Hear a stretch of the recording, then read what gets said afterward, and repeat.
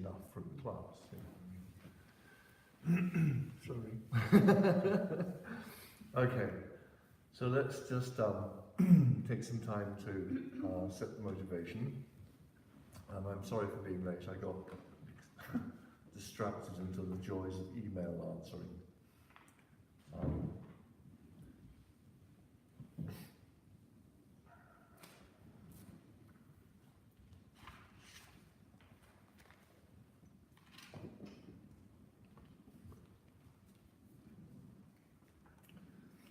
Okay, so let's bring ourselves into this space here, and then after about 5 minutes we'll do the prayers to generate merit, and we'll have it start up with the text again.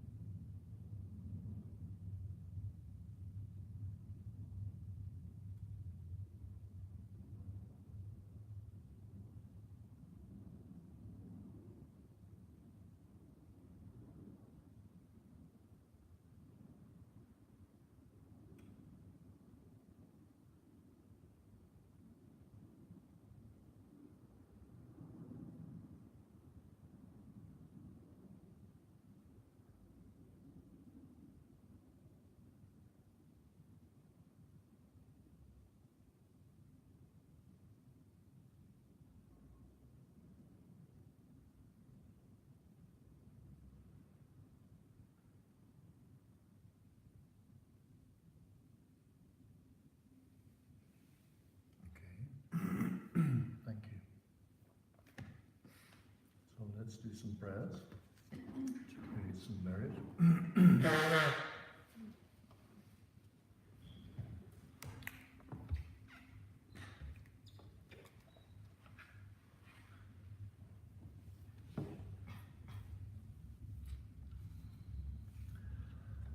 So page 5, praise to the Shakyamuni Buddha, and given that this is Tibetan Buddhism, then of course don't imagine that you're in this room, imagine this is a pure palace, purified area of the Buddhas, and imagine that behind me is the real Shakyamuni Buddha, a vivid, live, living Shakyamuni Buddha, and that you are in front of the live, vivid, living Shakyamuni Buddha.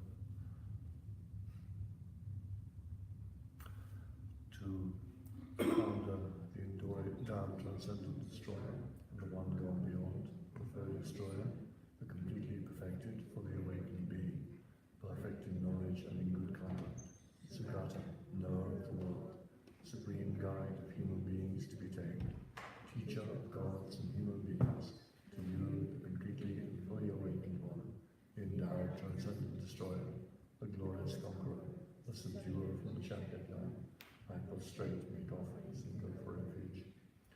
To the founder, the endowed transcendent destroyer, the one gone beyond, the third destroyer, the completely perfected, fully awakened being, perfect in knowledge and in good conduct, Siddhartha, knower of the world, supreme guide of human beings to be tamed, teacher of gods and human beings, to you, the completely and fully awakened one, the endowed transcendent destroyer, the glorious conqueror, the subduer from the Shantideva, I prostrate, make offerings, and go for refuge.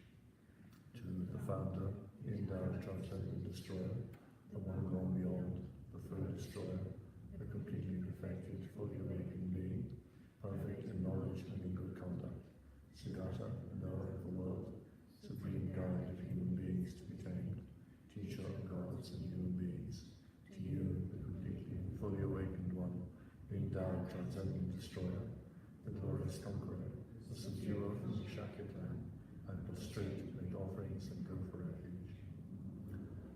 When, O supreme amongst humans, you were born on this earth, you paced down 7 strides, then said, I am supreme in this world. To you, all wise then, I prostrate. With pure bodies, formed supremely pure, wisdom ocean like a golden mountain, fame that blazes in the 3 worlds, winner of the best, Lord, to you I prostrate. With the supreme signs, face like a spotless moon, color like gold, to you I prostrate. Dust free like you, the 3 worlds are not, incomparably wise one, to you I prostrate.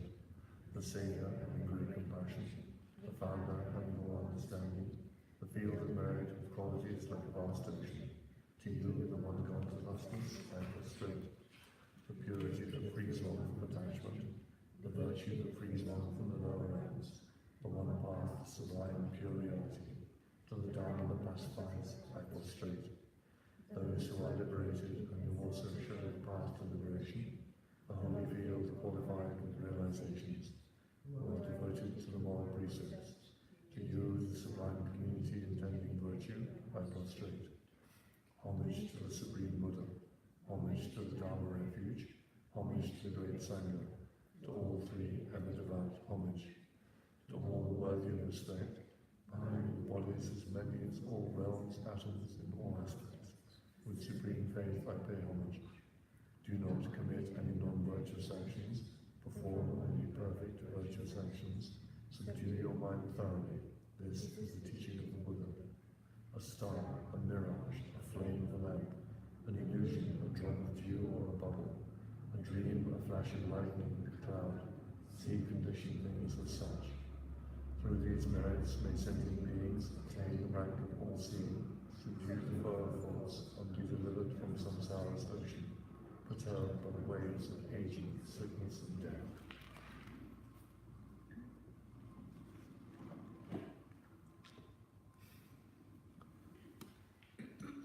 The Heart Sutra. Thus, you are here at one time, the Bhagwan is dwelling in the mass of Vulture's Mountain, Rajgriha, together with a great community of monks and a great community of Bodhisattvas. At that time, was absorbed in the concentration of the categories of phenomena called profound perception. Also at that time, the Bodhisattva, Mahasattva, Arya Avalokiteshvara looked upon the very practice of the profound perfection of wisdom and beheld those faculties also as empty of inherent nature. Then, through the power of Buddha, the Venerable Shariputra said this to the Bodhisattva, Mahasattva, Arya Avalokiteshvara: how should any son in his train who wishes to practice the activity of the profound perfection of wisdom? He said that, and the Bodhisattva, Mahasattva, Arya Avalokiteshvara said this to the Venerable Shariputra: Shariputra, any son of the lineage or daughter of the lineage who wishes to practice the activity of the profound perfection of wisdom should look upon it like this, correctly and repeatedly beholding those finiteness also as empty of inherent nature. Form is empty, emptiness is form, emptiness is not other than form, form is also not other than emptiness. In the same way, feeling, discrimination, compositional factors, and consciousness are empty. Shariputra, likewise, all phenomena are emptiness, without characteristic, unproduced, unceased, stainless, not without stain, not deficient, not fulfilled. Shariputra, therefore, in emptiness there is no form, no feeling, no discrimination, no compositional factors, no consciousness, no eye, no ear, no nose, no tongue, no body, no mind, no visual forms, no sound, no odor, no taste, no object of touch, and no phenomenon. There is no I element and so on, up to and including no mind element, and no mental consciousness element. There is no ignorance, no extinction of ignorance, and so on, up to and including no aging and death, and no extinction of aging and death. Similarly, there is no suffering, origination, cessation, and path. There is no external wisdom, no attainment, and also no non-attainment. Shariputra, therefore, because there is no attainment, Bodhisattvas rely on and dwell in the perfection of wisdom, the mind without obscuration and without fear. Having completely passed beyond error, they reach the end point of nirvana. All the Buddhas who dwell in the three times also manifestly, completely awakened to unsurpassable, perfect, complete enlightenment, and reliance upon the perfection of wisdom.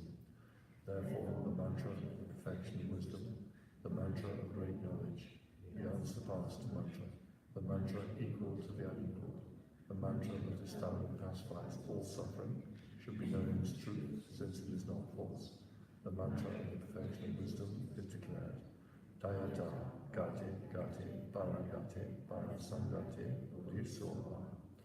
Shariputra, the Bodhisattva, Mahasattva, should train in the profound perfection of wisdom like that. Then the Bhagwan arose from their concentration and commended the Bodhisattva, Mahasattva, Arya Avalokiteshvara, saying, well said, son of the lineage, it is like that, it is like that. One should practice the profound perfection of wisdom, just as you have indicated. Even the Tathagatas rejoice. The Bhagavan, having spoken, the Venerable Shantideva, the Bodhisattva, Mahasattva, Arya Avalokiteshvara, those surrounding in their entirety, along with the world of gods, humans, and asuras and Gandharvas, was overjoyed and highly praised that spoken by the Bhagavan.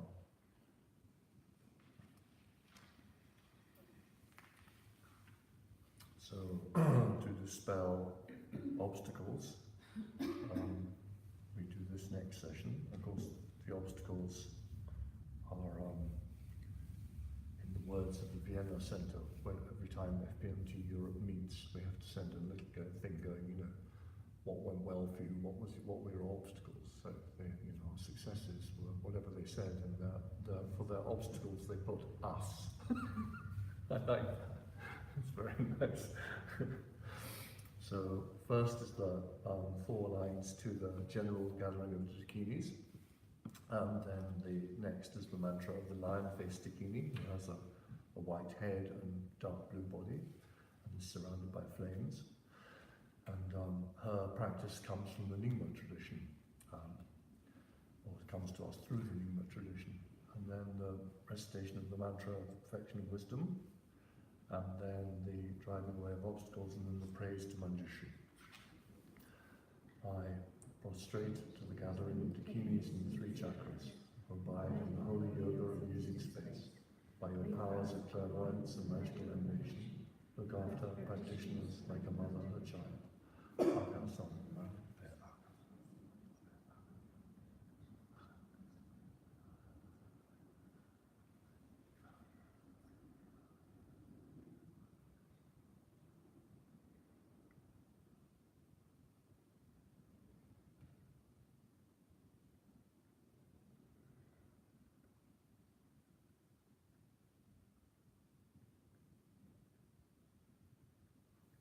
Sounds Maria, Tayata, Gate Gati, Paragati, Parasangati, Bodhisattva. By the teachings of the 3 supreme jewels possessing the power of truth, may inner and outer hindrances be transformed, may they be dispelled, may they be pacified, may they be completely pacified. May all negative forces opposed to Dharma be completely pacified. May the host of 80,000 obstacles be pacified. May we be separated from problems and harmful relations to Dharma. May all enjoyments be in accord with the Dharma. And may there be auspiciousness and happiness here right now. Obeisance to my Guru and Protector Manjushri, who holds in his heart a scriptural text symbolic of his seeing all things as they are, whose understanding shines forth as the sun, unclouded by defilements or traces of ignorance, who teaches in 60 ways with the patient love of the Father for his only Son. All creatures caught in the prison of samsara, confused in the darkness of their ignorance, overwhelmed by their suffering.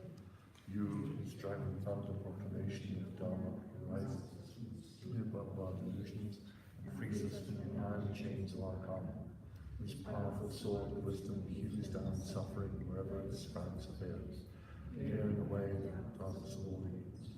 I entreat you, O Manjushri, whose princely body is adorned with 112 marks of the Buddha, who has completed the different stages, achieving the highest perfection of the Bodhisattva, who has been pure from the beginning.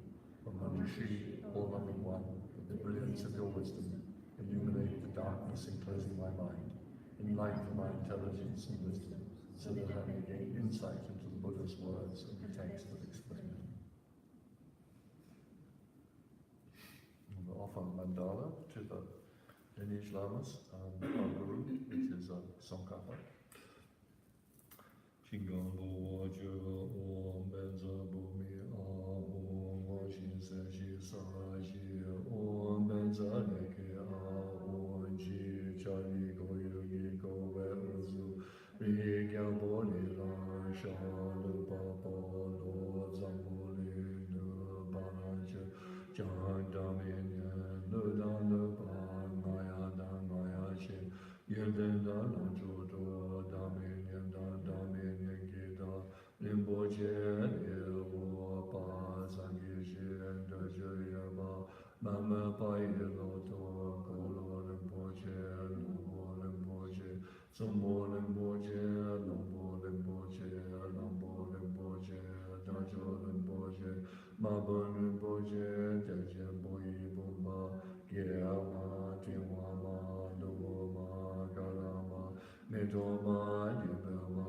Nasama Dijama Nima Nawa Limbo Jen Chole Number Gawe Ganse Uzulada Mi Pajo Panson Sopa Masama Mepa Sanshin Idu Oma Dita Dejen Zawa Dagyopa Chepe Pala Lama Damba Nada Gebra Duya Lama Dosa Dubo Doje Cha Champo Lanzo Godan Jeba Lala Shingang Bubo Ju Duje Du and Duje Zuzu Shin Yana Zubagoma Magyo Nange Tala Nyambe Senjin Tajela Deze Wajem Borgo Jingela Tuzu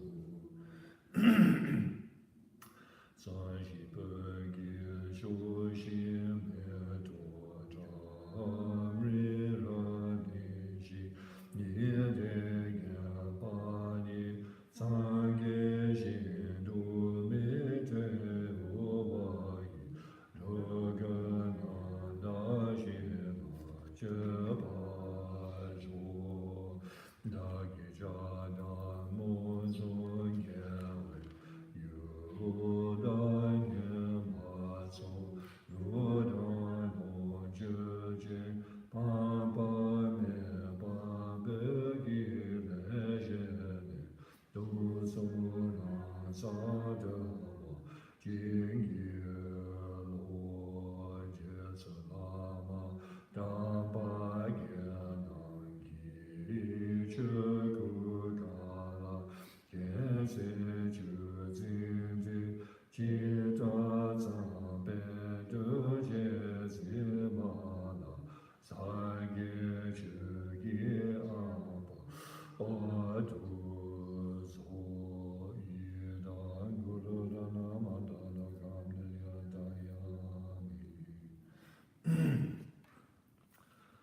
then we'll recite the refuge in bodhicitta, and after the refuge in bodhicitta, then we'll spend some time trying to develop that mind, wanting to become fully enlightened so that we can be the best use for all sentient beings in helping them be free from samsara.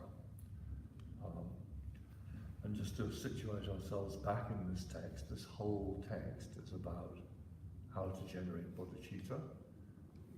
So the first 3 chapters are getting us ready to take that step of taking up bodhicitta, taking up this mind seeking to become fully enlightened for the sake of all beings. And then the next 3 chapters, 4, 5 and 6, are about how to protect it, how to nurture it, how to care for it. And then the next 3 chapters are about how to expand it and how to strengthen it and how to make it big and broad. And then the final chapter is dedication, in other words, giving away all the merit. So let's take this opportunity here, having taken refuge, then to spend some time really to try and get that sense of, to devote our lives to becoming fully enlightened for the sake of all sentient beings. And remembering the way that it's phrased in the ornament is that it's the drive to really want to help sentient beings that then makes you think, what's the best way to do that? The best way to do that is to become fully enlightened. One thing about that is that we can read somebody's mind, so we know exactly what's useful for them at that time when we meet them. That would be a huge benefit, wouldn't it? You know, for us to be able to help others to know, well, this is what they need, not what I have, you know, in my head. Okay, so let's spend some time with that. And also thinking about the emptiness of everything. You know, we're in the emptiness chapter. So we really take refuge in the Buddha, Dharma and Sangha. They are empty, we are empty, the going for refuge is empty. The mind seeking to become fully enlightened for the sake of all sentient beings. Sentient beings are empty of being truly existent, intrinsically existent. The mind of bodhicitta is also empty of being truly existent, intrinsically existent. We ourselves are empty of being truly existent, intrinsically existent. The generation of the mind is also empty of true existence, intrinsic existence. So everything is much more spacious and open and flowing rather than locked down. Okay? Sangye Chodan Sogye Chanala Jancho Padu Dani Kyabsuji Dagi Chini Gibe Sanagi Dora Panche Sangye Dupa Shu Sangye Chodan Sogye Chanala Jancho Padu Dani Kyabsuji Dagi Chushi Gibe Sanagi Dora Panche Sangye Dupa Shu Sangye Chodan Sogye Chanala Jancho Padu Dani Kyabsuji Dagi Chushi Gibe Sanagi Dora Panche Sangye Dupa Shu.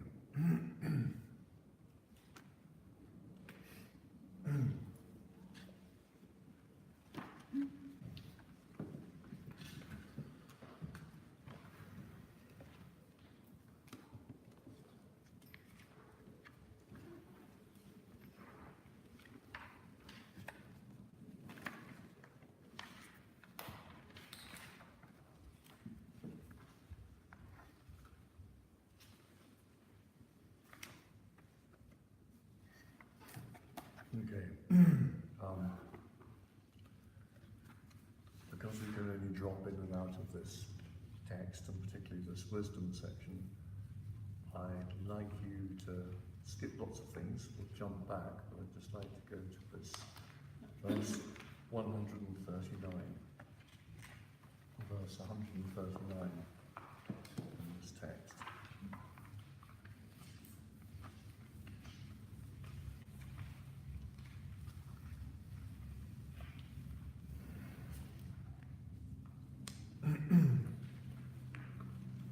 So if you remember yesterday, the text, which you spent about 0 minutes looking at because I gabbled on too much, was verse 25 that said, seeing, hearing, and knowing, and not what is refuted here. Here that which is the cause of suffering, the conception, i.e. the conception of these as truly existent, that is what's to be averted. So we're carrying on with the same sort of thing here. Verse 139 says, without contacting the entity that is imputed, the absence with respect to the entity, which is that, would not be apprehended. Therefore, what would be the entity that is false? The absence of the entity, that is that, would clearly be false. Again, the English could be improved gradually over time, but there's a really important thing that marks out Tsongkhapa's presentation of Madhyamaka Prasangika from others in terms of practice, our daily practice or our occasional practice. If you think back to the Lamrim Chenmo, Tsongkhapa spends a lot of time, and also to some extent in the middle length Lamrim, saying, when you're looking at emptiness, it is really important to work out what you're doing, what you're looking for, because there's a risk of over-negating. You can kind of try and take out too much, and there's a risk of under-negating, if you like. You can not go far enough in your analysis. And so that seems to have been something that he came up with in his practice and his meditation, and then he starts to look in the scriptures for some kind of validation of that idea, if you like. And Tibetan Buddhism is, and still is to some extent, a commentarial tradition. So the worst thing you can do in Tibetan Buddhism is come up with an original idea. You can come up with another way of framing what the Buddha said. That's all right. You can't come up with a new idea. Commentarial traditions are about explaining what's given to you. And so it's like in medieval Europe, the commentarial tradition is about explaining what's come down the line. So if you do have a new take, then you have to ground it in the tradition. It's really important. So this finding a scriptural quote that says, this is you need to kind of touch or catch what you're doing before you, really to annihilate what the problem is. It's quite hard in the scriptures. There aren't many phrases. So this is one of the things that Tsongkhapa tries to bring in to help him with that. Now, you can read it this way in the Tibetan. It's a lot harder to read it this way in the Sanskrit. So there is, for instance, some Nyingma masters and some Kagyu masters will say Tsongkhapa has overread into this. You can't cite this to support it. So of course, because this has been translated with a Gaelic context, you wouldn't know that from the English translation here. But it's important to be aware that although this is often cited as the verse to support this view, that in the Sanskrit it requires quite a stretch to make it read that way. However, in my view, and I think in many other people's view, that doesn't invalidate what Tsongkhapa is saying, which is that if you're going to, there is a problem in our life. What is that problem? It's seeing things as truly existent, ultimately existent, intrinsically existent, all these phrases, you know. But what it is that when we think of what we're doing here, our life is nothing but momentary events going on all the time, you know. Our consciousness itself is momentary events going on all the time. The things we're engaging with are momentary events all the time. But we do not behave like that with them, you know. This is out of all the bells and Vajras in Jamyang, this is the one I like best, because it's small. Some of the ones are like, you know, school bells, aren't they? So I always try and make sure that I can get hold of this one when I have to do pujas. And to show how obsessed I am, they redecorated the office over the Christmas period. And I came in and I knew that they'd taken down what I used to use as the altar for the various things that we need to keep in that office. And then I saw that they put a really tall set of shelves, so tall that I can barely reach the top, and I thought, well, no one's going to get hold of that now. But that's a problem, because this is impermanent, this is changing moment by moment. And before I found Gorilla Glue, which I can recommend for mending things, the handle in here was loose, and so you'd be wringing away and everything. But I'm putting far too much on it. I'm putting far too much on it. With everything that I'm doing this. I mean, this is the horrifying thing about being unenlightened. Once you start to see that trait, you're doing it all the time, putting far too much on this, clothing, body, everything. So what is that problem, and how do you get rid of it? Well, some people will say, oh, you just say everything's empty. Whatever it is, everything's empty. You don't really think about it. You just kind of, whatever's coming up, you say, oh, it's not like that. It's not like that. And maybe that works, but I think you also, that will work best if you're quite close to your teacher, who can catch you if you start moving to the kind of, oh, well, it doesn't matter, you know. Which does happen in religious institutions, as we know, and with religious teachers, they can fall into a strange thing. So Tsongkhapa's saying, you need to work out what exactly is the problem, what does actually keep us in samsara.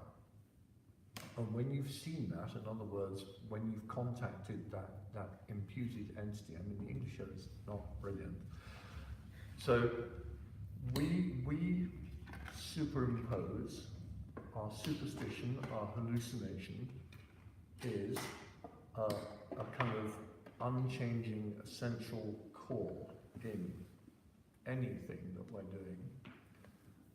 And then we behave with it as if it is like that. The appearance, is changing all the time. There's continuity. Because you've got, you know, there's continuity, but there's not a thing, a lump. So when we really start to see that problem, and we see how that's the cause of all the other problems, you know, this is all very mild, but, you know, this is my favourite bell, and when people have borrowed it before, I've hunted it down and put it back into the office. I've given it an entity, and then I've become attached to it, you know? And that leads to problems. I worry when it's not where it should be, yeah? And then I go and hunt it down when I could be doing something else, like saving a sentient being from suffering. It's like, no, get out my way, I need to find the bell, you know? The other side is that some of the bells, I don't know whether they still are, but somebody mended the clappers, because they keep on falling out, with bits of wire. So the wire doesn't let the clapper flow very well, so they're a bit sort of clunky when you ring them. So those bells, I don't like those bells, nasty bells. I push them away. I try very much not to get one of the bells with the wire clappers. Again, what am I doing? It's madness, isn't it? It's a bell, for God's sake, you know, get a grip. But that's what I do. So if we start to see the problem and refine what that problem is and get a sense of how we do it in our own life, then we have something to aim at when we're starting to attack the problem. Otherwise, we're kind of, it's like the classic thing of when we first get into renunciation and all that kind of stuff, and we renounce coffee, well, that's not going to make a blind bit of difference in leaving samsara, is it? I always remember Lama Yeshe when he gave his first radio interview in England, and the interviewer said, I suppose you renounce everything. And said, if you went back to Tibet, you wouldn't miss any of this at all. And Lama said, oh no, I'd take it with me. But to be what, you can't, renouncing things, or this Nyechung in Tibetan, renouncing is not the right English term for this thing. It's not about pushing away, sausage rolls or whatever. It's not about that. It's a mental attitude that is not, for a start, caught up with those wonderful things, the 8 worldly dharmas that run our lives, but does not give so much power to things that aren't helpful to us. That's renunciation. So you can have lots and lots of stuff as long as you're not governed by it. Unlike me, who, the flat is full of stuff that I'm governed by. So many books. Some of them I read many years ago. Can I let go of them? Can I? Excuse me. This imputed entity that we place on things, if we can start to see that what we're doing, then we understand when we're, and these technical terms of intrinsic existence, or true existence, or real existence, or all these things, or ultimate existence, they're all coming down to these same things. When you sit and you analyze, you sit in your meditation, and you're looking at the reality of who you are, there's lots of stuff going on. And some of it in your mental life is not as real, in the sense that it doesn't lead to anywhere, as other things. But the more you look, what is ultimately true? What is ultimately real? What is, we have this in our own philosophical systems as well. We're always putting hierarchies of, this stuff, this is, more than, to use the advert. We do that all the time.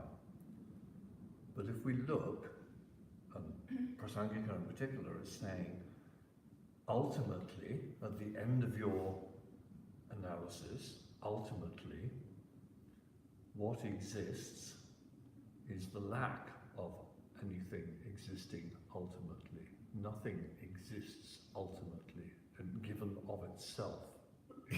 Particularly with us in Prasangika, everything is dependently arisen. Even the emptiness of something, the lack of intrinsic nature of something, depends on the something. You can't have the lack of intrinsic nature of a bell if there's no bell. So the conventional thing of the bell, that it lacks intrinsic nature, that's also dependent. Things arise independent. When causes and conditions come together, they go on for that long. And once that mix is changed, or the matrix shifts, then they start to decay and change.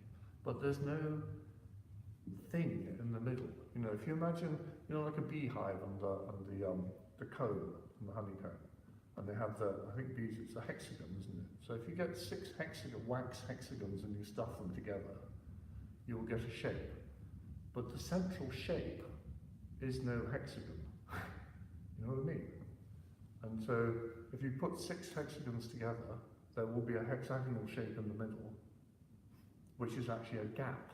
It's framed by the other ones. And if you can start to think of these things as all the hexagons are like that, for that moment they come together, then there's that thing going on. The next moment, maybe it continues, but also the next moment, maybe it doesn't. 2 days ago, at home, washing up, and moved too quickly and smack the plate against the tap, and you can tell when you've broken it, doesn't it? It's just got a thud. It's more than just a clang, you know. And so I looked at it and thought, oh, maybe it survived, and it just fell off. You know? So that was its time, you know. Dependent arising when that plateless was over now. and same thing, you know, nothing stays the same. We don't stay the same. Nothing that we experience stays the same. But we have this tendency to, I think probably because it's easier, unfortunately, to work with assumptions that it is the same. You know, so I come out and get up in the morning and I make a cup of tea, and the kettle is the same for me, and the milk is the same for me, and the tea is the same for me. Occasionally the milk isn't the same for me because it's that kind of, oh, maybe not. But the assumption is that it's the same. You know, walking down the street, coming here, you know, the assumption is that it's the same. Going away from here is I'm much more aware of Elephant and Castle than when I came in every day. You know, now I go, oh look, you know, there's a whole new building there. Now I can't quite remember what was there before, but when I used to come in every day, it would be more likely that I'd come in and go, did you know there's a new building in that place? And they go, yeah, it's been there for 4 months. Really? Oh. Just the assumption that it's the same. And apparently in the way our minds work, we do kind of fill in a lot of the gaps. We just, you know, we don't actually see it, or we just kind of add in stuff. Going back to this co-creation that we're doing, co-creating. So this Can I say something else to you, just to see if I've understood? I don't want to take up too much time, but the plate lost its plateness when you bashed it against the tap. So that plate no more. But actually, you couldn't have the lack of a plate, you couldn't have the lack of inheritance, the existence of the plate without the plate. Oh, exactly. And that's where the interdependence. That's it, exactly. Yeah. And because sometimes when people start to come to Buddhism, and particularly the two truths, it's like, well, conventional truth is you know, that's conventional truth, please, you know what I mean? And ultimate truth is what we're after. And that is a natural drive in us, in that sense, and particularly with Madhyamaka Prasangika, there is nothing that exists ultimately. There is nothing. The only ultimate truth is that there is no ultimately existing thing. You know what I mean? That's when you look at the end of your analysis, you cannot find. So sometimes in if you go right back to the beginning and you have the 5 aggregates and form, what we call form in English, in Sanskrit is rupa, rupam. And one of the popular etymologies of rupam is something that you can point at, you can point out. So it's over there. And the group that Jeremy used to come here from the dialectic school in Dharamsala, the Indis there decided that something to point out wasn't good, so they talk about pokeability. You know? Does it have pokeability? But there's that thing of, you know, who am I? Who am I? So you sit here and who am I? I can't really be the body, you know, when you sit down, so you think, I start pointing, I must be my mind, mustn't it? I must be my mind, somewhere in there. Then you start to look, well, what kind of mind must I be? And if you do the Buddhist analysis of you know, basic consciousness, and of course there's eye consciousness, there's nose consciousness, and ear consciousness, and tongue consciousness, and tactile consciousness.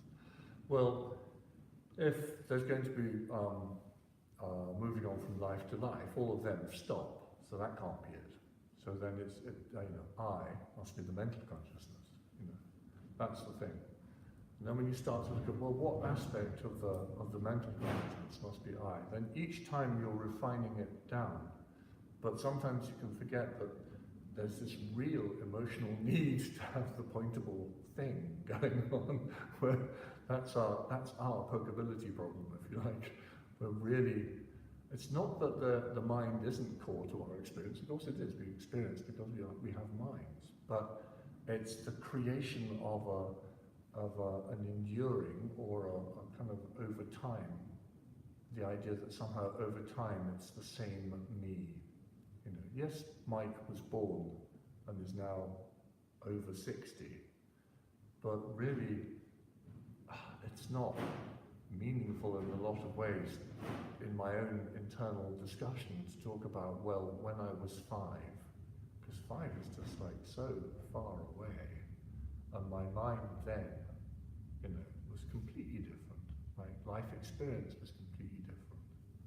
So there's continuity and there's change. You know, there hasn't been like a block that's just moved through time.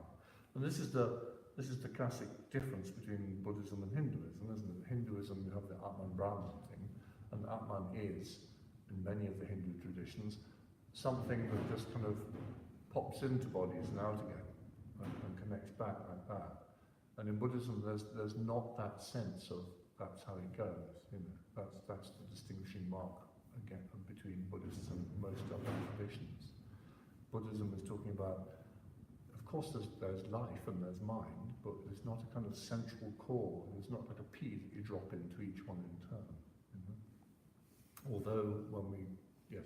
What about the consciousness that goes in each life? Has that continued? But consciousness is, consciousness, exactly, it's a continuum. It's not a Atman is already kind of preformed, if you like. So, in many of the Hindu traditions. So the sense that Atman is changing is not an acceptable thing.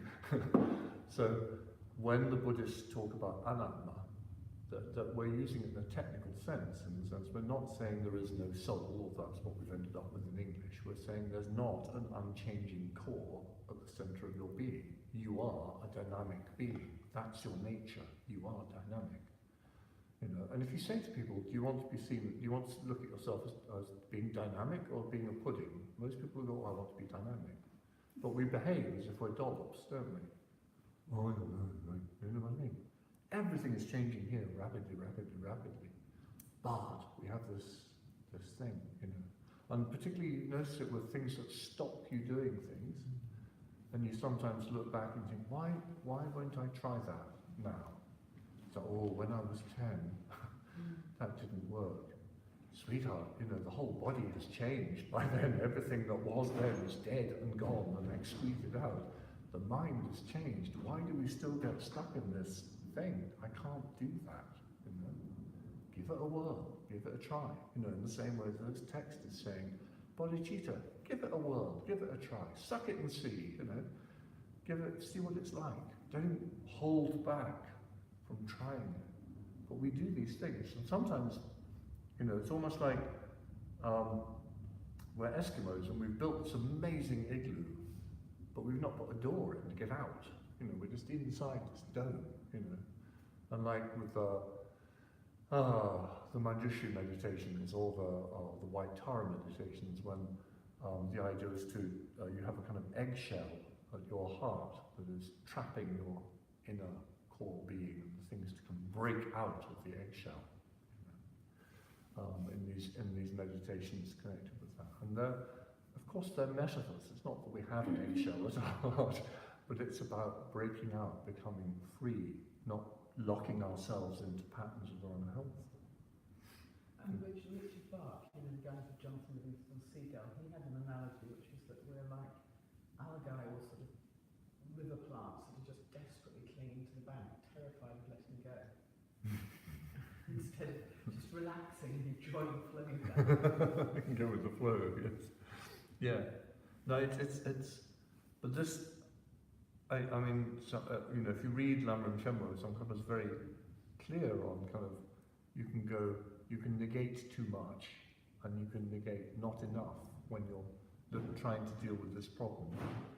I think he maybe at that time it was a particularly valid thing to say, but even now, it's very hard to deal with a problem if you don't exactly know what it is. You know, it's a bit like when you learn mind and mental factors in Buddhism, and people go, oh, you know, what do I need that for? You know, I don't need that. You know, I go about my daily life. But then, so if you're then training in Buddhism and it says, you know, we need to develop love, as a Buddhist thing, we need to develop love, the wish for others to be happy, wish for ourselves to be happy, the wish for others to be happy. Maybe benevolence is a better phrase, but that benevolent feeling.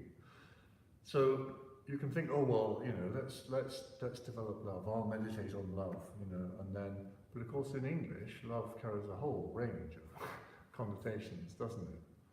So you know, I'm blessing one of the people here who led on the Monday evenings for a couple of nights. I kind of sat in just to see how you would do it. Extremely good-looking fellow, young 30s, and used to hang around in the pubs around here. So when we said, oh, do a couple of Monday nights, people who never come here came along to see him. And I always remember him sitting on that desk and going, now feel the love. And it was so Barry White, it was untrue. It's like, it's not quite what Buddhism's about, you know. But it was packed, the audience was packed, lots of girls going,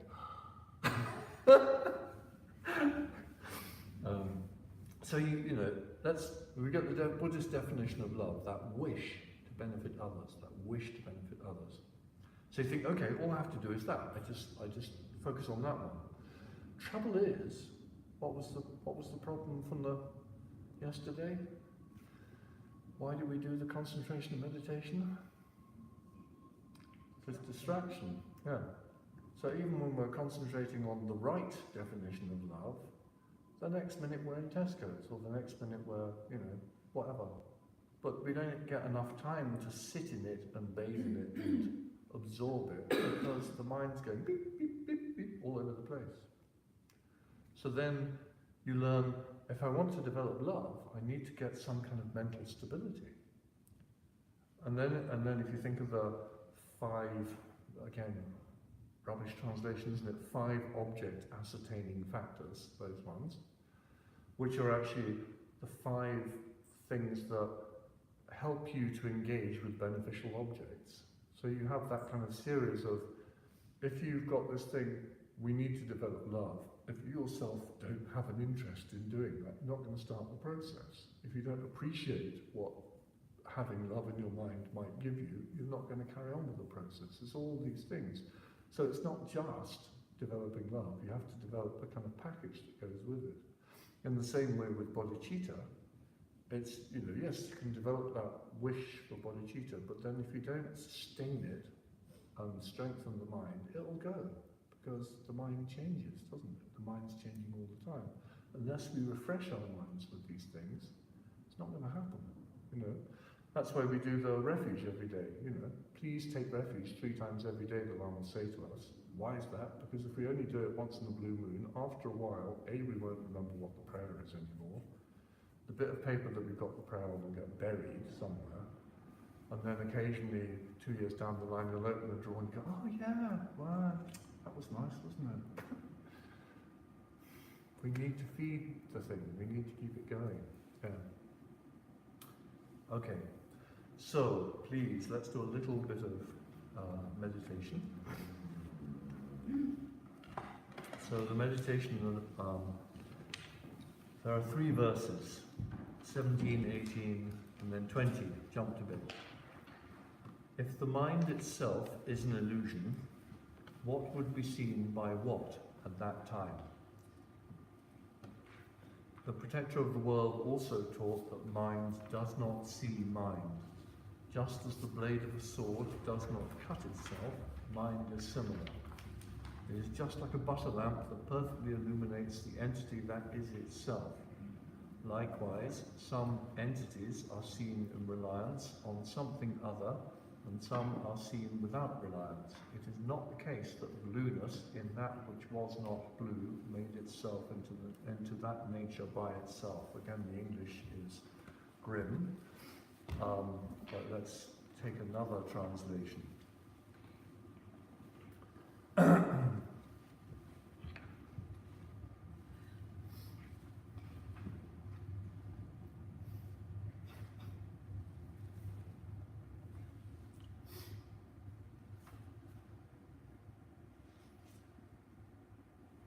Okay, so another way of being presented.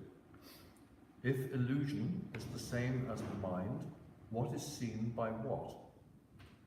Moreover, it is taught by the protector of the world that mind does not perceive mind.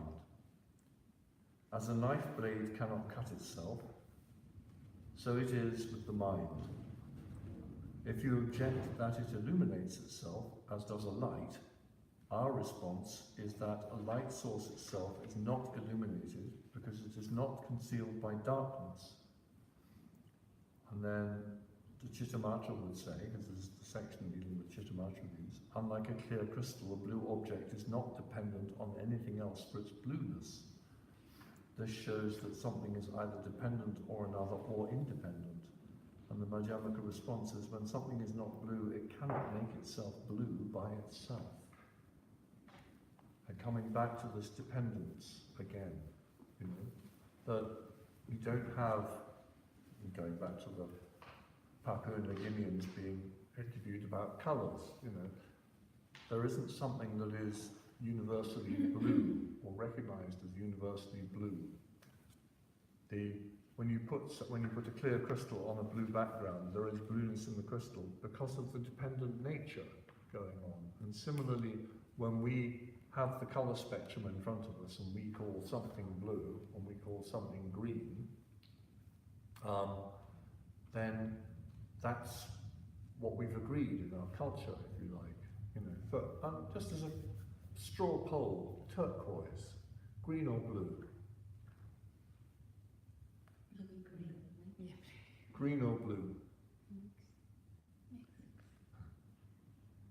You see, for Tibetans, turquoise was more to the green spectrum than the way they cut the thing.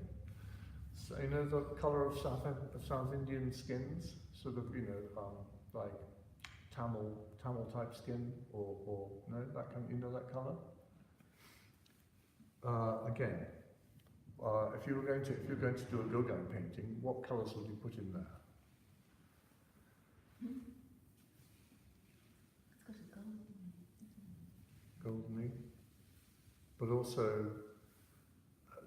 one of the explanations about green Tara is that it's the greenness of that you get in dark skin.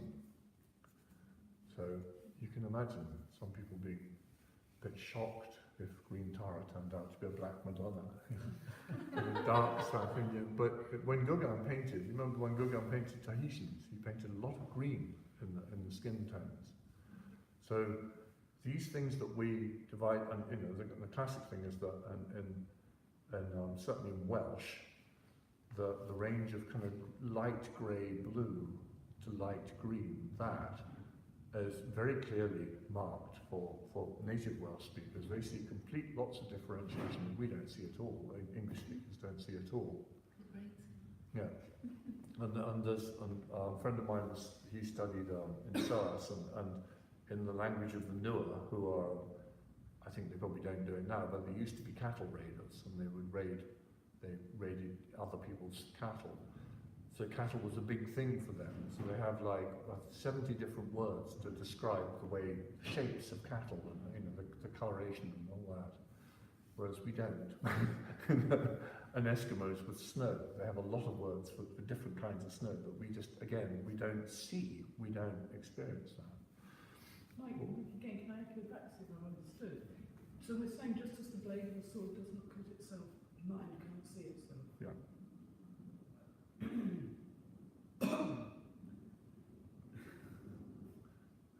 That's completely, what it means is that moment of mind cannot see it, cannot see itself in that moment. Exactly. Yeah.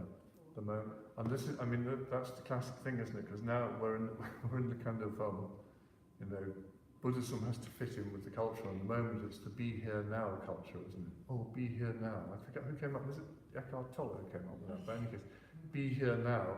Tibetan Buddhism is, you know, you come in here, and even for an ordinary teaching, you visualize it's the live Buddha in front of you, and there's loads of other Buddha Bodhisattvas around, and this is a perfect palace, and all the rest of it. It's about be there then, isn't it? You know, I mean, be here now is the kind of thing where you go, where is this now? Because you can't catch it. You know? The non-dual, then it's only when you posit something in one place and something else in another, sort of the two are co-creating, then there's But the seeing. the Madhyamaka critique of it is that you cannot see the now. It's always, I mean, this is proper Madhyamaka, and you have to be careful when you use the non-dual, because there's a lot of Hinduism that sneaks into Buddhism through the non-dual, you know. But I agree, co-creation is one thing, but to stay in the moment and to know the mind as the mind is that Madhyamaka says no. It's like a blade of a sword. It can't, because everything is changing. This is also interesting, isn't it? When we're looking at our experience, but it's always the mental image of our experience, is not what's happening. Because it's always gone, it's always moved on. So what we think, you know, when we're in meditation and we're thinking, oh, this is, you know, I'm experiencing this, that we're way behind. And that we're already into the conceptual mind. Although we think it's perceptual, we think it's direct and unmediated through conception. We're already, and doesn't make it less or anything else, but it's just the point is when you say that, you know, the ultimate is to be here now, the Madhyamaka response is, what do you mean now? You know? But when you get to the path of seeing, then the seeing will be... When you get to the path of seeing, you see that there is no true existence or intrinsic existence in whatever it is we're hallucinating at a particular time. You see through your hallucination during the meditation session, but when you come out, the hallucination reasserts itself, but this time you know that it's not real, it's not like that. In the same way with the Zen ox herding pictures, you know, or was it the mountain, I forget which, but you go through a stage, you see the mountain, you don't see the mountain, then you see the mountain again. But the second seeing, because you've seen that what you thought was there doesn't exist, it's a different kind. You're aware that you're being fooled. In the same way that for Prasangika, the just sense consciousnesses themselves are problematic if we don't realize that we're being fooled all the time by them, because things present as if they're self-given. Things present as if they're independent of us co-creating, going back to that phrase. And if we don't bear that in mind, then everything else comes out of that. But first of all, we have to see what the problem is, destroy the problem, or see through that hallucination, that superstition, and then start to work more. I mean, that whole path of meditation is about familiarizing again and again, but for longer periods, isn't it? With the sense that even in your normal life, all these things appearing, you know it's not quite like that. And so you're less tricked in a sense, you know. And then presumably, I have no idea, but presumably the longer you go on the path of meditation, the less or less strong this kind of coming at you type feeling is about, you know, thoughts or whatever it is. And then eventually you'll see whatever is there, but also know, but at the same time there will be the knowing that you know, it's not, there's no intrinsic nature or anything there, and then you're enlightened. But I mean, yeah, I can see the earlier stages. I can't, you know, comprehend what that must be like. But yeah. Sorry, let's do a little bit of meditation. So the bit to meditate on is dependence. Everything depends on something else. But we call something, just pick anything, but whatever you pick, just be aware that we call it that, or we engage with it in that way, because in our society we've agreed to say that this range of stuff in colours, this range of stuff is blue, this range of stuff is green, this range of stuff is red, but there's no inherent red, yellow, green, blue. These are conventions. We've agreed to do that. You know, everything we agree to do that. If it wasn't that way, if there was inherent red, green, blue, we can't tell what Dorji sees, but if Dorji walked into the room, he'd probably see the same things that we do. I doubt it somehow, the way he behaves with things in here. I doubt it. You know, I don't think he's seeing a Buddhist text when he's lying all over them, you know. So that sense, getting a sense of dependence, and dependent on language and our use of language and the way we engage with it, determines so much, you know, what we do with it. Once we, you know, and even just in normal daily life, you know, there's a row, and then I designate that person as somebody I don't like, and that then taints the way I behave with them for the rest of the day, month, year, 5 years, 10 years, lifetime, you know. There are still people in my mum's village. I thought it was a sort of East European thing, I have to admit, big, but you know, who haven't spoken to their brother or sister for 40 years because they had a falling out on Christmas. And you hear the story and you just think, really? Guys, come on. It cannot be that big. It just cannot be, you know. In any case, dependence. Everything exists in dependence on everything else. Even the emptiness of true existence of a particular object depends on there being an object.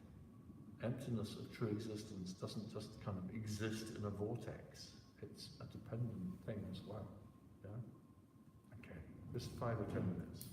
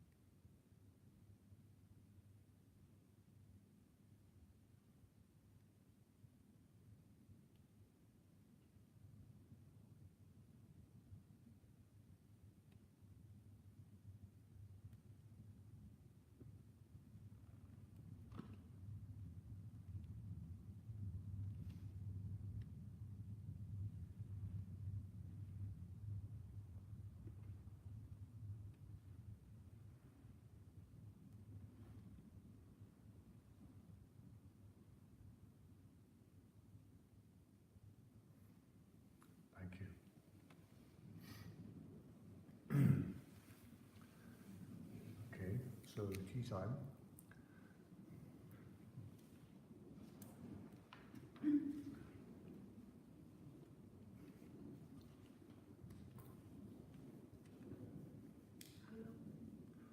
Half an hour. So there's time to get out to prep and get some coffee and come back again. Not that it's all about me, but yes, it is.